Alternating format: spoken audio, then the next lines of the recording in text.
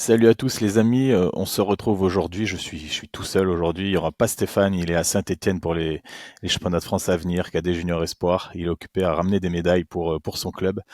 Donc voilà, on va parler ensemble, en tête à tête, de ce meeting de Diamond League de Londres qui vient de se terminer et on va faire un focus sur le record de France de Agathe Guillemot et plus largement les performances des Français engagés dans ce meeting.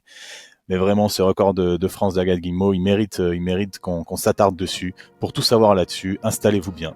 Vous êtes dans la chambre d'appel. On your marks. Set.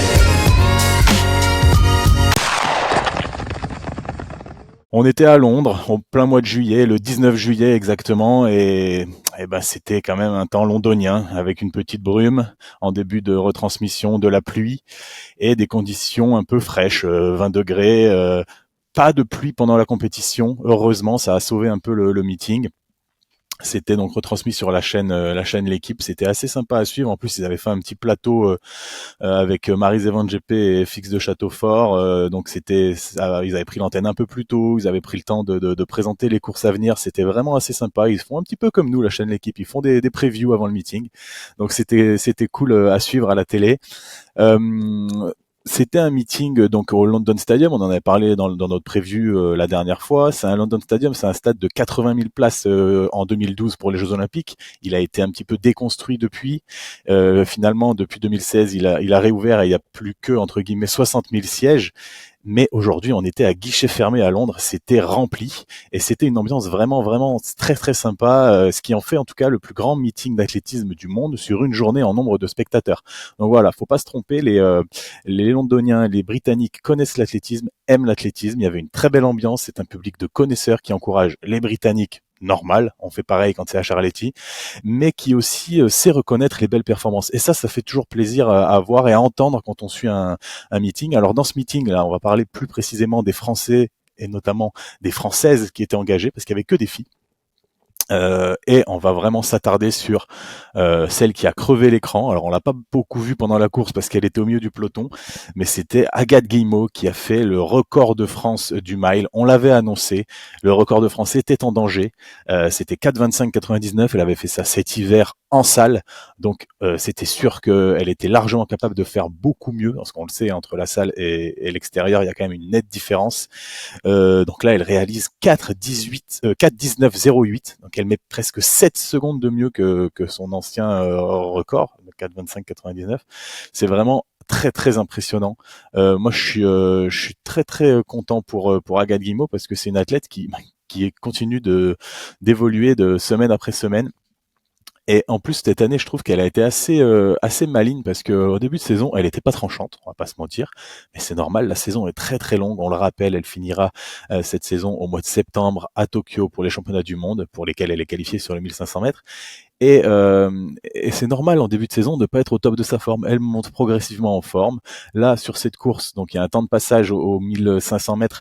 Elle passe en, si je dis pas de bêtises, 4,02,3, ce qui est un temps, voilà, pour elle, elle est facile à cette allure-là et elle finit très très fort. Hein. C'est l'athlète qui finit le plus fort en tout cas entre le 1005 et le 1006. Elle fait 15 secondes 3. C'est elle la plus rapide de toutes, plus rapide que Tsegay qui gagne la course, que Jessica Hull, l'Australienne qui finit deuxième. Donc elle a vraiment un fort fort finish, Agathe Guillemot, et elle réalise quand même une performance impressionnante. 4 minutes 19. Elle s'inscrit dans les toutes meilleures européennes, dans le top 20 des toutes meilleures européennes sur le mile de tous les temps, ce qui est quand même intéressant. Mais c'est son niveau. Agathe Guillemot, c'est une fille qui doit être capable sur un mile comme ça de se rapprocher à mon avis des 4,15, des 4,16, allez ouais 4,15 parce que là passer en 4,02 pour elle c'est facile. Si elle passe dans ses allures de la dernière fois, elle avait fait 3,58 au 1500 mètres, ben 3,58 et 4,02 ça fait déjà 4 secondes d'écart. Il y a 100 mètres à tenir. Ouais, moi je pense que sur une course bien emmenée encore une fois et avec un bon moment de la saison, elle est capable de faire 4-15 dans les années à venir. En tout cas, j'en suis persuadé. 4-15, ça commence à être vraiment des perfs très très très impressionnantes. Donc bravo à Agathe Guillemot, 4-19-08, je rappelle, un nouveau record de France, explosé de plus de presque 7 secondes. Mais c'était une course où malgré tout, elle n'a fini que sixième et troisième européenne. Il y a une Irlandaise qui finit devant elle en 4-16, très très impressionnant. L'Irlandaise qui a un record à 4,29 qui fait 4,16. Voilà, stratosphérique, comme dirait Stéphane. Et il y a une Italienne aussi, donc l'Irlandaise c'est Sarah Haley, et il y a une Italienne qui finit juste devant elle en 4,17 également, Marta Zenoni. Donc voilà, bien évidemment record national pour l'Italie. Beaucoup de records dans cette course. Hein. Vraiment, ça a été une course assez particulière qui a été remportée par Gudaf Tsegay en 4,11,88, qui est tout simplement la deuxième meilleure performance mondiale de tous les temps. Donc ça aussi, c'est quand même à noter. Hein. Et Tsegay, elle a fait ça toute seule, tout le long devant. Elle a mené de bout en bout la course et elle fait la deuxième perf mondiale de tous les temps. Donc attention à Tsegay sur un mile qui pourrait être bien emmené avec des lièvres. On pense notamment à, je sais pas, à Faith Kipyegon dans une course où elle pourrait être liévrée les deux, Tsegay et Kipyegon sur un mile, ça pourrait valoir le détour. On rappelle le record du monde de Kipyegon, 4,07, et elle avait réalisé 4,06 au Breaking Four il y a quelques semaines de ça. Là, 4,11 pour Tsegay, ça reste très fort, surtout qu'elle a mené tout le long, je le rappelle. La deuxième de la course, c'est l'Australienne Jessica Hull, qui fait un record d'Océanie en 4,13,68. Là aussi, c'est du très très très gros chrono. Hein. Attention, faut pas se méprendre. 4,13,68, on est sur un chrono qui est dans le top 5 de tous les temps. Donc vraiment, il y a des performances très très intéressantes sur ce meeting Diamond League de Londres. Et, euh, et on est sur un mile vraiment avec beaucoup de records personnels, beaucoup de records continentaux et beaucoup de records nationaux également.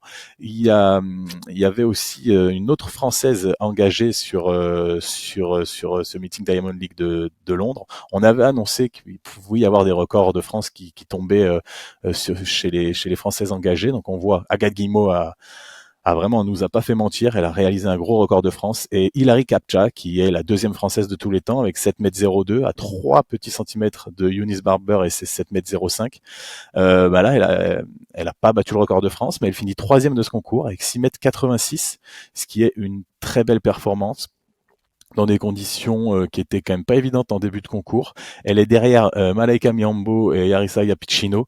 Donc en fait, c'est les trois filles qui avaient déjà fait 7 mètres cette année, les trois meilleures du concours, qui finissent aux trois premières places.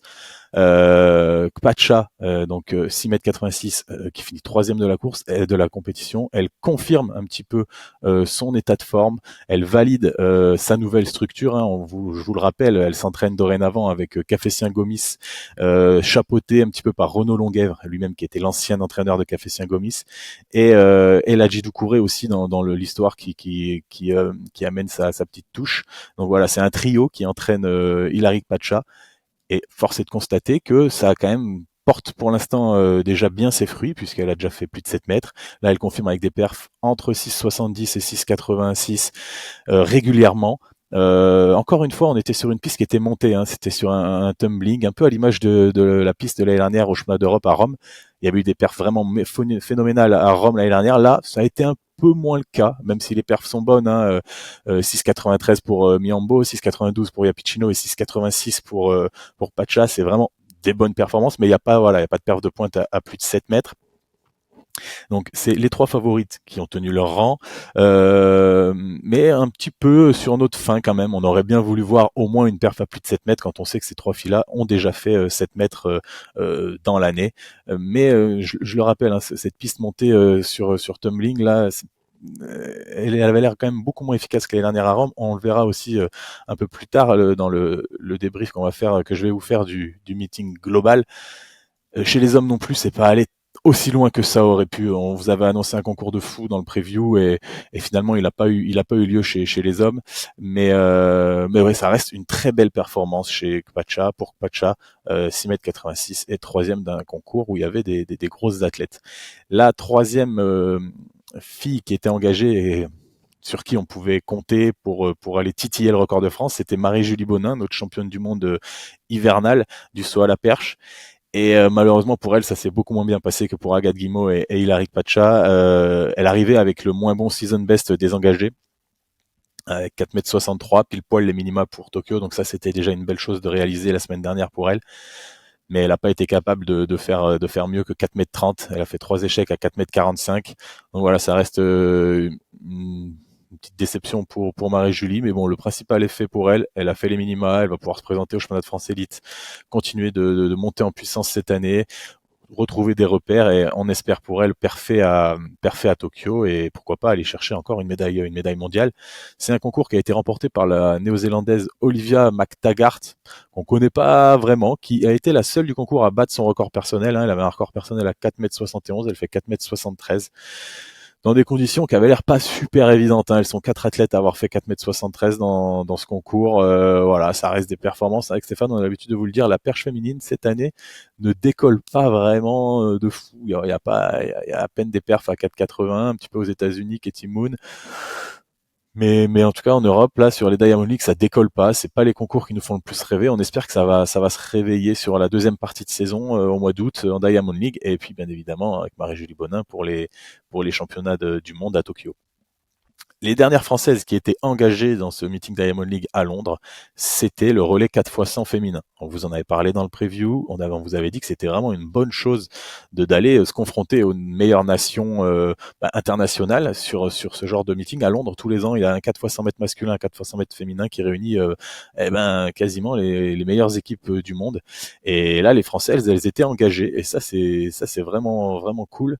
Et avec Hélène Parisot, qui joue vraiment le jeu du relais, ça fait plaisir à voir. Sarah Richard-Mingas, Noémie Denon et Carole Zaï. Voilà, c'était le quatuor français qui finit troisième de cette compétition. En 43-54, voilà, c'est un chrono qui est pas terrible, on va pas se mentir, mais en tout cas, c'est pas l'équipe type chez la France, et ça a permis de prendre des repères, de travailler, de faire un petit peu de cohésion d'équipe et tout ça, parce que faut quand même se rendre compte que les autres équipes qui sont devant, notamment, donc c'est la Grande-Bretagne qui a gagné avec un chrono vraiment très impressionnant de 41-69, là où on sait que le record de Grande-Bretagne c'est 41-55. Elles ont fait une très grosse course. Il y avait Dina Asher-Smith, Amy Hunt, Désirée Henry et Daryl Neita. Donc vraiment, elles avaient leur équipe type. Et même la Jamaïque qui finit deuxième en 42-50, un bon chrono quand même, avait amené des filles solides. Il y avait Sherika Johnson, il y avait Tia Clayton, Bianca Williams, sachant que Sherika Jackson, elle est juste venue à Londres pour faire le relais, parce qu'on l'a pas vu sur le 200 mètres par exemple. Et pareil pour Tia Clayton, il n'y avait pas de 100 mètres, elle s'est pas alignée sur le 200 mètres, elles sont juste venues faire le 4 x 100 mètres. Et je trouve que c'est intéressant de voir des équipes qui jouent le jeu comme ça, et et ça fait plaisir à voir. Et on peut voir aussi chez les garçons, sur le relais masculin, le 4 x 100 mètres, il y a la Jamaïque qui a couru, qui a gagné la course. Et dans cette course, si je dis pas de bêtises, donc il y avait Oblique Sevi qui était engagé sur le 100 mètres du meeting Diamond League, et il y avait Kishane Thompson qui n'a fait que le 4 x 100 mètres. Il s'est pas aligné sur le 100 mètres, donc il est allé à Londres faire un 4 x 100. Et alors qu'il y avait Noah Lyles, il y avait Oblique Sevi, il y avait Tebogo sur le 100 mètres Diamond League, lui, il est resté sur le côté, a rongé son frein et allait regarder courir les copains. Ça a dû être pas évident pour lui, mais en tout cas, c'est beau de voir les tout meilleurs athlètes mondiaux, parce que lui, c'est le meilleur performance mondiale de l'année, se déplacer pour le relais. Moi, ça me fait vraiment plaisir de voir des pays qui jouent le jeu du relais. Donc attention à la Jamaïque cette année, à mon avis, ils mettent les moyens pour faire un très gros relais à Tokyo et reprendre leur hégémonie face aux Américains. Ils ont gagné le relais en 37-80. Ce qui est pas un chrono de fou, hein, c'est le record de France. Donc pour nous, ça serait très bien, mais pour eux, surtout avec des mecs comme Sevi ou Thompson, c'est pas un truc de dingue. Mais ça vaut le coup d'être remarqué, parce qu'ils jouent vraiment le jeu du relais, et à l'image de nos Françaises là qui finissent donc troisième de cette course en 43-54. Les amis, on a fait le tour un petit peu des performances des Françaises. On voulait vraiment marquer le coup et mettre à l'honneur Agathe Guillemot. Hein, je le rappelle, c'est vraiment l'information de cette course, de ce meeting Diamond League de Londres côté français. Record de France pulvérisé de presque 7 secondes. 4,19,08 sur le mile. C'est du très lourd pour Agathe Guillemot, et ça annonce une très belle fin de saison pour elle. Les amis, on va se retrouver tout de suite après. Je vais vous tourner un autre épisode où on va se consacrer aux stars internationales, et je vous en ai dit déjà un petit peu, mais il y a eu un très gros 100 mètres homme, notamment Il n'y avait pas Kishane Thompson, je viens de vous le dire, mais il y avait tous les autres, Oblique Séville, Noah Lyles, Tebogo, Simbine, Zarnel Hughes à domicile. Je vous débriefe tout ça dans la foulée et toutes les autres perfs de ce meeting de Londres qui a été assez incroyable quand même. Donc restez bien connectés et on se dit à tout de suite les amis.